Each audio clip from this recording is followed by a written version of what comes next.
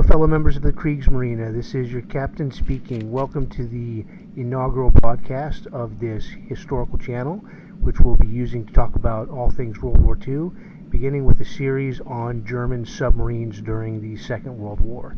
Today's video is going to be focusing upon the Type 2 U-boat, which you see on your screen there. This U-boat has not been as heavily researched or portrayed in film and media as its successor, the Type 7, which is the U-boat type that you see in the famous submarine film Das Boot. For that reason, we'll be talking a little bit today about these smaller U-boats that we can see in the beginning of the war and earlier, back to about 1935. Now, there was a Type 1 U-boat. It was an ocean-going long-range submarine designed after World War I submarines. There were about 2 of them made, but due to the political climate in Nazi Germany and budget constraints, there was no great push for a 1930s transatlantic submarine force. So instead, you see the Type 2 develop, which were mainly coastal submarines used for patrolling around the shores of Germany and mainly in the North Sea. Now, to give you some idea about the capabilities of the submarine you see there, these were pretty small submarines. They were manned by about 25 people. They were capable of transiting at about 13 knots and diving to about 100 meters. To give you a little bit of comparison about today's submarines, the Los Angeles and Ohio class can achieve speeds approaching 25 to 30 knots and go down to about 250 to 300 meters. So you see about a third of the capabilities of today in these early types of submarines. The Type 2 was also only about 40 meters long. That's 135 feet. That is about 1/4 of the length of today's submarines, and it is about a third of the length of a football field. So they were rather small. So to give you some idea of how many of these submarines that existed at the start of the Second World War, there were only 34 of them in service by September 1939. They were divided into 3 variants, the Type 2A, 2B, and 2C.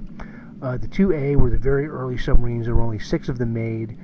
They were not used that greatly for military operations because of their limited range. They were succeeded by the Type 2B, of which 20 were made. These submarines had a much longer range, and they in turn were replaced by the Type 2C, which was designed in September 1938. There were about 8 of those made.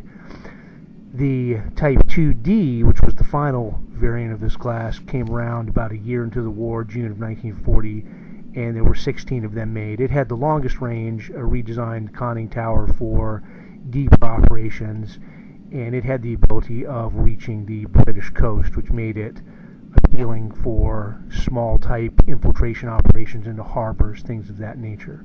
However, by the time that the war started, the Type 2 had pretty much been superseded by the Type 7, which was the one that you hear most often about. Like I mentioned before, there was a Type 7C U-boat, which was the star of the action film Das Boot. The 7C was the most numerous submarine of World War II. There were about 570 of them made.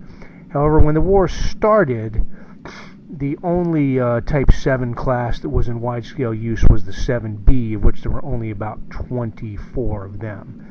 So the Type 2 was still used in the early days of the war, but you didn't really see that much of a combat contribution of these submarines, except perhaps in the campaign around Norway.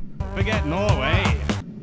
And they certainly did forget about Norway, because after the Norwegian campaign, you did not really see the Type 2 in service that much longer. It was mainly used for training after that. However, you did see occasionally they would be used for operations in shallow waters. They were used in the Black Sea during the later years of the war, 1944, and pretty much that is about all you saw of the Type 2, because it was not designed for long-reaching transatlantic operations. The Type 7 was far more suited for that role, and hence the Type 2 faded from the battlefield. Alright, so here we are actually inside the Type 2.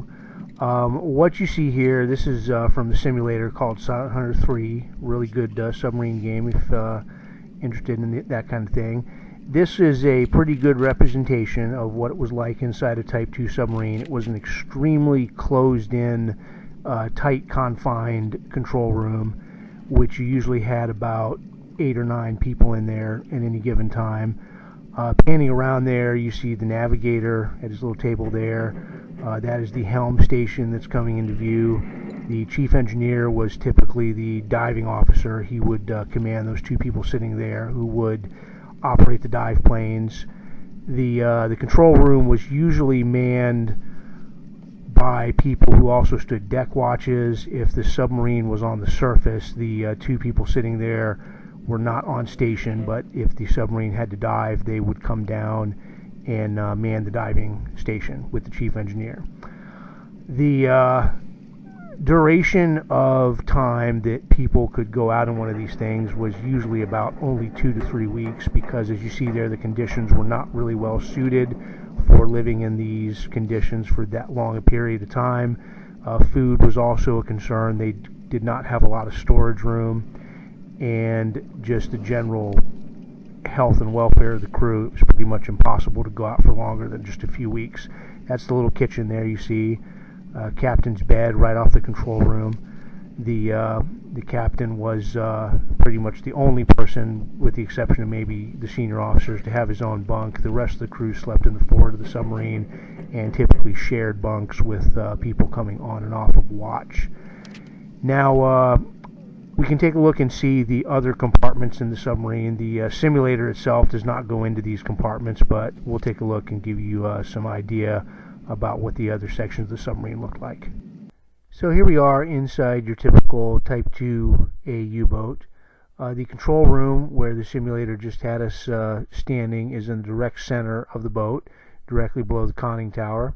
It was from here that they would navigate the ship. You also had 2 periscopes that could come up out of the submarine: the observation periscope for navigating, and the attack periscope, which was actually up in the conning tower, where the captain would direct attacks on surface ships that the submarine was engaging. This ship also had no deck gun, unlike the Type 7, so pretty much they had to attack using torpedoes only. And if they missed, then they really didn't have any other recourse except, of course, to fire again or to turn around and abandon the attack, because they had no backup deck gun to finish off targets that were damaged but were not sunk. Now, the engine room that you see there was a 6-cylinder diesel engine.